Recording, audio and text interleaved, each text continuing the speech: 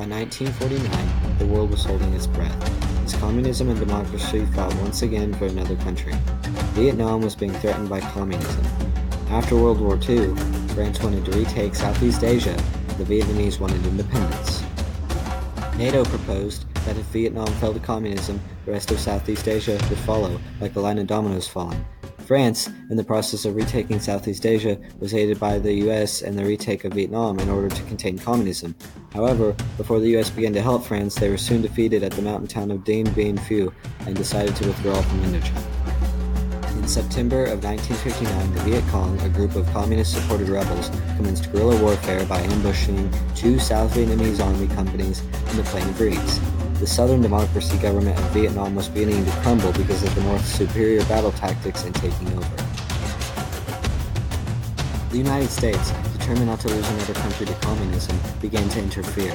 The U.S. government would send in advisory troops to South Vietnam to help them build a stable democracy, but if the troops were fired upon, they were allowed to fire back. On August 7, 1964, when the U.S. destroyer Maddox was reportedly fired upon on two separate occasions. The U.S. had a major involvement in bombing raids and ground battles, providing air support in the form of helicopters such as the Bell, UH-1, Iroquois, Huey.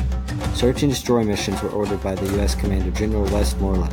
These missions were designed to thin the enemy, and they made the communists bleed with losses. In August 1965, U.S. Marines trapped a Viet Cong regiment at a peninsula called the Ban Thanh Nguyen Peninsula. This was the first time the U.S. troops were deployed without their South Vietnamese allies.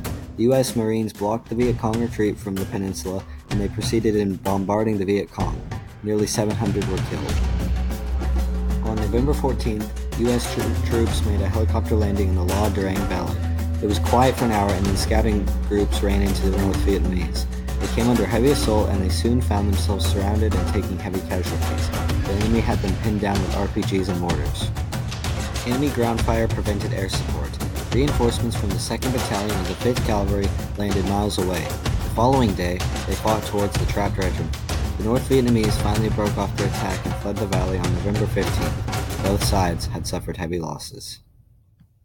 Airborne units were very important in the Vietnam War. These divisions were known by code names. The 173rd Airborne Brigade was the only brigade to make a major drop of the Vietnam War. This was a retained province in February of 1967. The 3rd Brigade of the 82nd served from February 1968 to December 1969. After the Vietnam War, totals as many as 2 million civilians died on both sides. The North suffered heavy casualties with some 1.1 million North Vietnamese and Viet Cong fighters that died. The U.S. military had estimated that between 200,000 and 250,000 South Vietnamese soldiers died in the war. The U.S. also estimated 58,220 American soldiers. China and Russia had influential roles in Vietnam, and they were more interested in identity with the U.S. than victory in Vietnam. This made the North Vietnamese want to end the conflict with the U.S. superpower. Peace talks at Paris were raging on, but on December 18, 1972, they broke off in a stalemate. On December 30th, the talks resumed and a peace treaty was signed on January 23, 1973.